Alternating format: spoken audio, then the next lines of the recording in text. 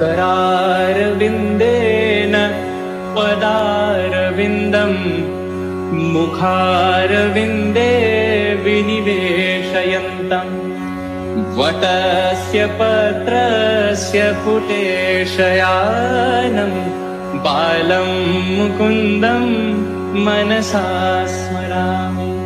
हे कृष्ण हे यादव हे सखेति गोविन्द दामोदर माधवेति करारविन्देन पदारविन्दं मुखारविन्दे विनिवेशयन्तम् वटस्य पत्रस्य पुटेशयानं बालं मुकुन्दं मनसा स्मरामि। हे कृष्ण हे यादव हे सखेति गोविन्द दामोदर माधवेति करारविन्देन पदारविन्दं मुखारविन्दे विनिवेशयन्तम् वटस्य पत्रस्य पुटेशयानं बालं मुकुन्दं मनसा स्मरामि। हे कृष्ण हे यादव हे सखेति गोविन्द दामोदर माधवेति करारविन्देन पदारविन्दं मुखारविन्दे विनिवेशयन्तम् वटस्य पत्रस्य पुटेशयानं बालं मुकुन्दं मनसा स्मरामि। हे कृष्ण हे यादव हे सखेति गोविन्द दामोदर माधवेति करारविन्देन पदारविन्दं मुखारविन्दे विनिवेशयन्तम् वटस्य पत्रस्य पुटेशयानं बालं मुकुन्दं मनसा स्मरामि। हे कृष्ण हे यादव हे सखेति गोविन्द दामोदर माधवेति करारविन्देन पदारविन्दं मुखारविन्दे विनिवेशयन्तम् वटस्य पत्रस्य पुटेशयानं बालं मुकुन्दं मनसा स्मरामि।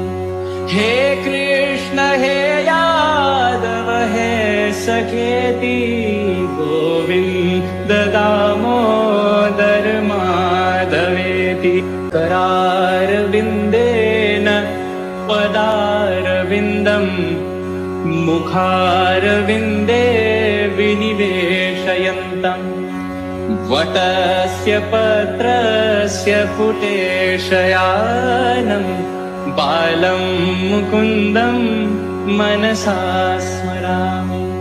हे कृष्ण हे यादव हे सखेति गोविन्द दामोदर माधवेति करारविन्देन पदारविन्दं मुखारविन्दे विनिवेशयन्तम् वटस्य पत्रस्य पुटेशयानं बालं मुकुन्दं मनसा स्मरामि।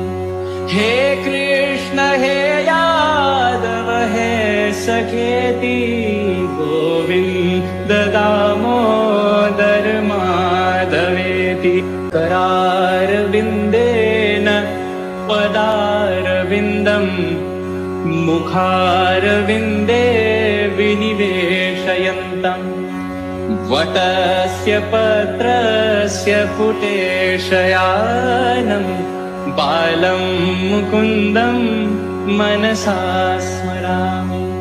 हे कृष्ण हे यादव हे सखेति गोविन्द दामोदर माधवेति करारविन्देन पदारविन्दम् मुखारविन्दे विनिवेशयन्तम् वटस्य पत्रस्य पुटेशयानं बालं मुकुन्दं मनसा स्मरामि हे कृष्ण हे यादव हे सखेति गोविन्द दामोदर माधवेति करारविन्देन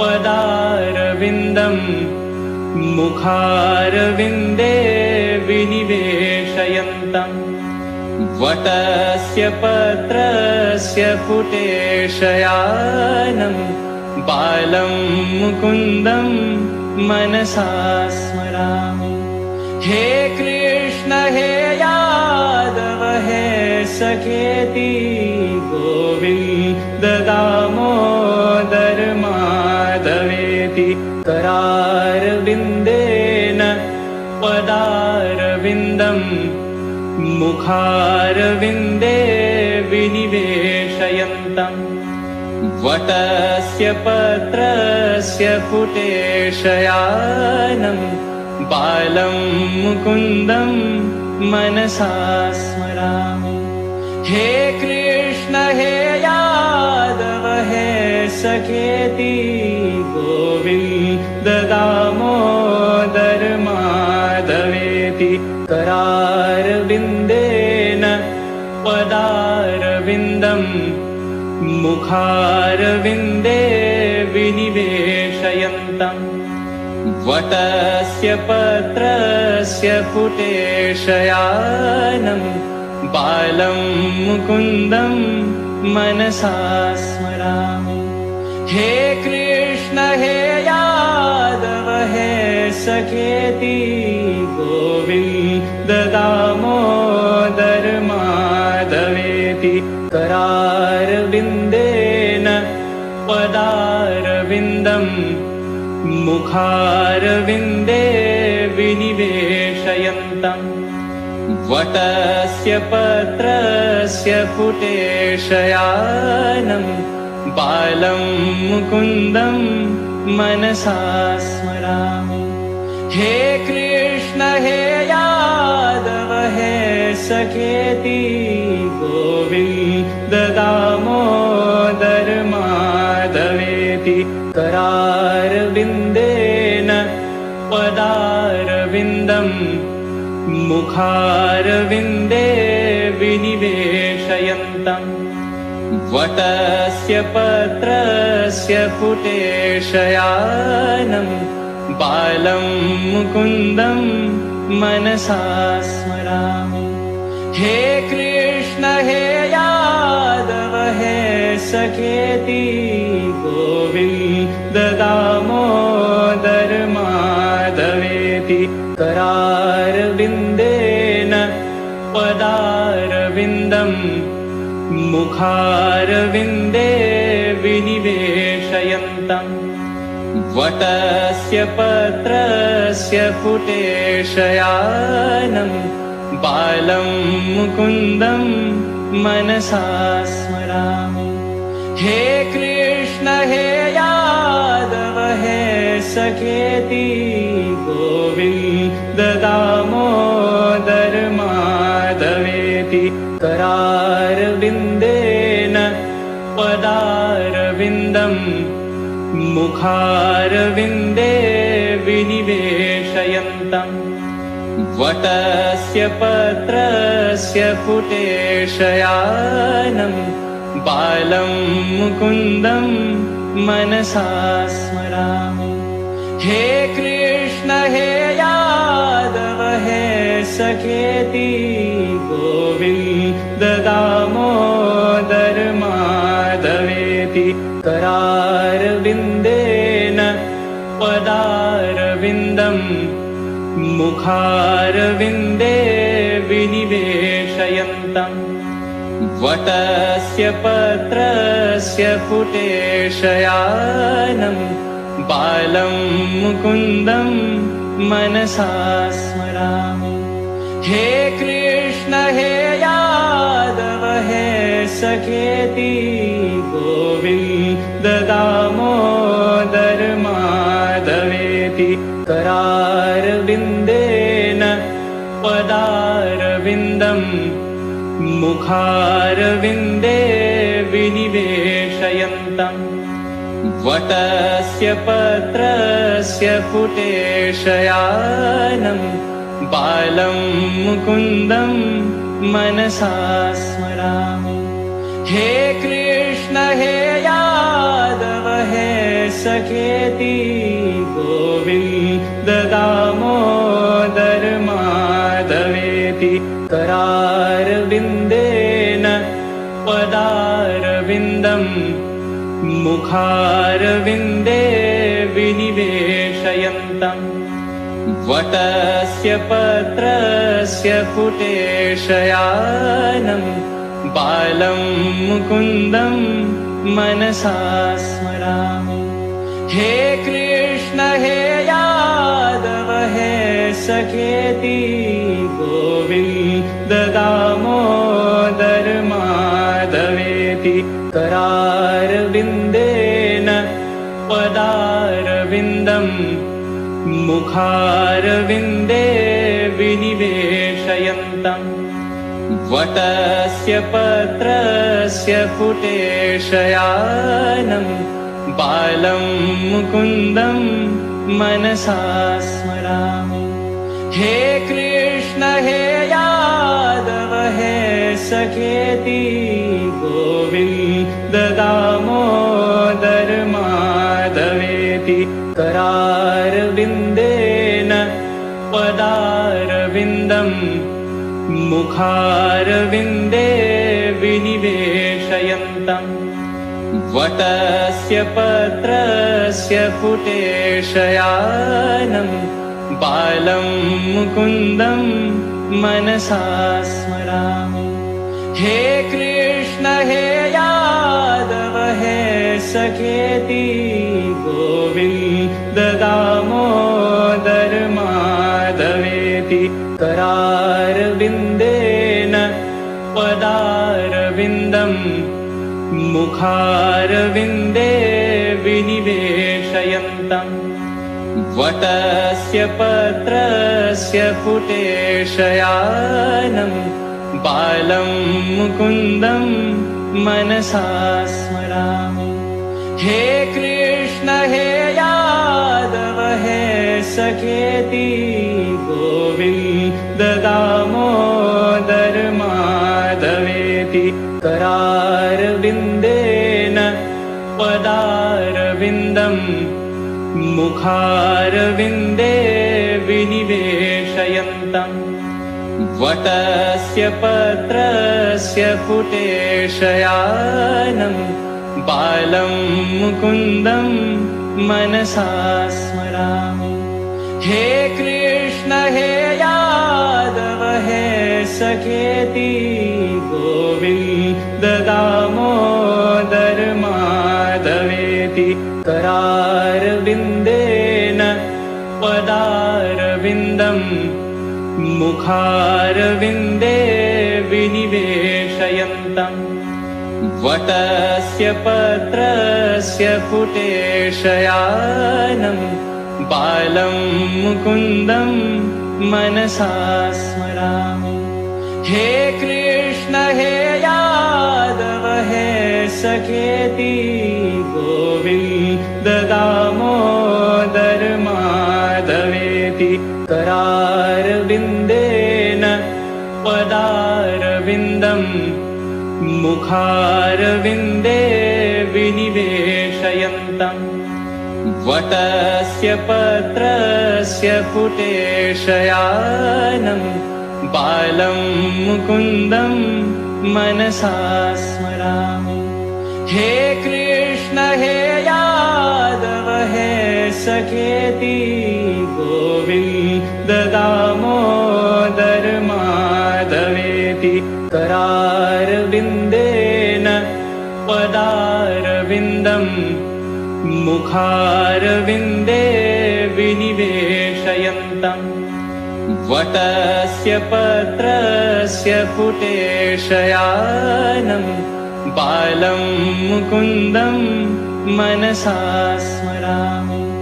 हे कृष्ण हे यादव हे सखेति गोविन्द दामोदर माधवेति करारविन्देन पदारविन्दं मुखारविन्दे विनिवेशयन्तम् वटस्य पत्रस्य पुटेशयानं बालं मुकुन्दं मनसा स्मरामि।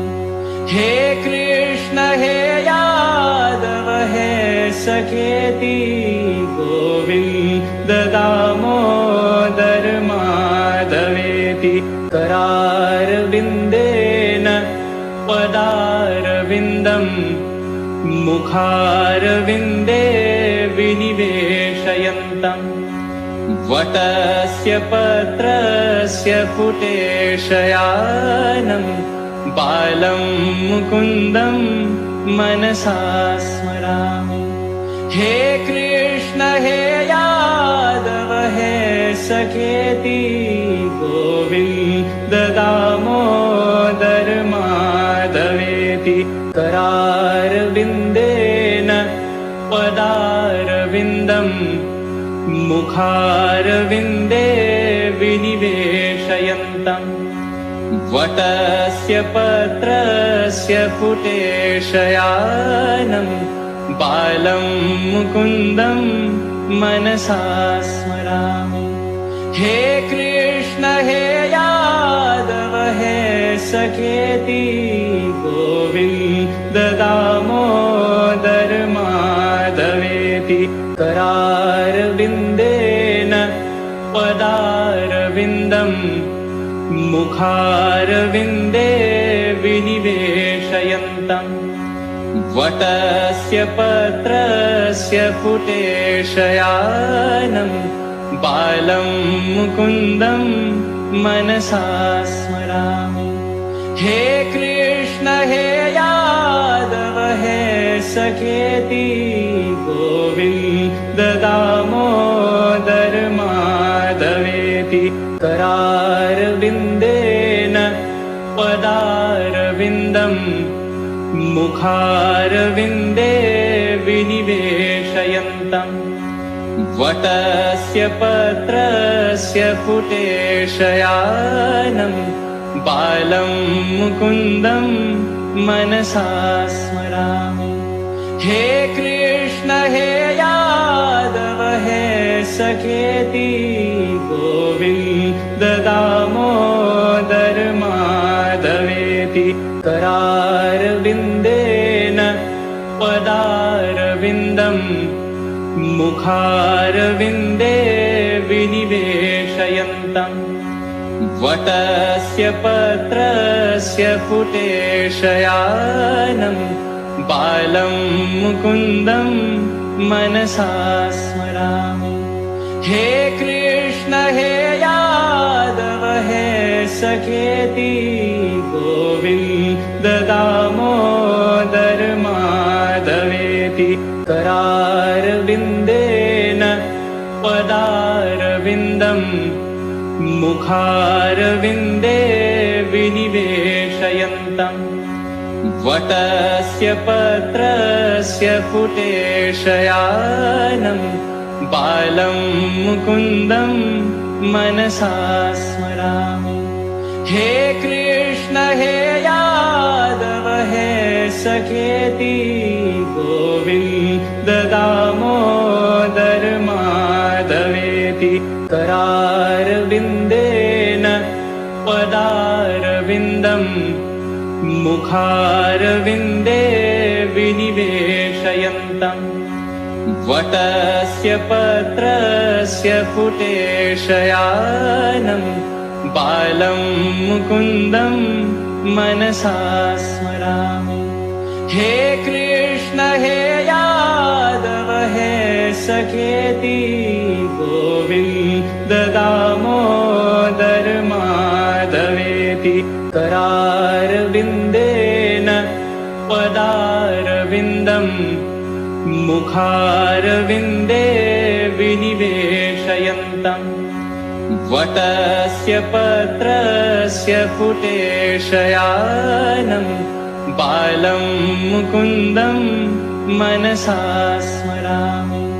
हे कृष्ण हे यादव हे सखेति गोविन्द दामोदर माधवेति करारविन्देन पदारविन्दम् मुखारविन्दे विनिवेशयन्तम् वटस्य पत्रस्य पुटेशयानं बालं मुकुन्दं मनसा स्मरामि। हे कृष्ण हे यादव हे सखेति गोविन्द दामोदर माधवेति करारविन्देन पदारविन्दम् मुखारविन्दे विनिवेशयन्तम् वटस्य पत्रस्य पुटेशयानं बालं मुकुन्दं मनसा स्मरामि। हे कृष्ण हे यादव हे सखेति गोविन्द दामोदर माधवेति करारविन्देन पदारविन्दम् मुखारविन्दे विनिवेशयन्तम् वटस्य पत्रस्य पुटेशयानं बालं मुकुन्दं मनसा स्मरामि। हे कृष्ण हे यादव हे सखेति गोविन्द दामोदर माधवेति करारविन्देन पदारविन्दम् मुखारविन्दे विनिवेशयन्तम् वटस्य पत्रस्य पुटेशयानं बालं मुकुन्दं मनसा स्मरामि। हे कृष्ण हे यादव हे सखेति गोविन्द दामोदर माधवेति करारविन्देन पदारविन्दम् मुखारविन्दे विनिवेशयन्तम् वटस्य पत्रस्य पुटेशयानं बालं मुकुन्दं मनसा स्मरामि। हे कृष्ण हे यादव हे सखेति गोविन्द दामोदर माधवेति करारविन्देन पदारविन्दम् मुखारविन्दे विनिवेशयन्तम् वटस्य पत्रस्य पुटेशयानं बालं मुकुन्दं मनसा स्मरामि।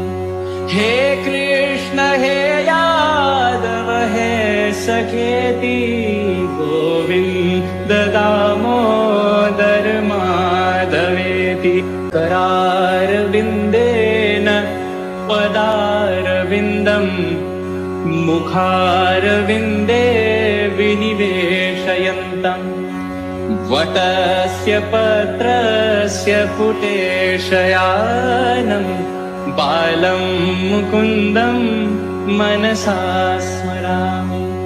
हे कृष्ण हे यादव हे सखेति गोविन्द दामोदर माधवेति करारविन्देन पदारविन्दम् मुखारविन्दे विनिवेशयन्तम् वटस्य पत्रस्य पुटे शयानं बालं मुकुन्दं मनसा स्मरामि।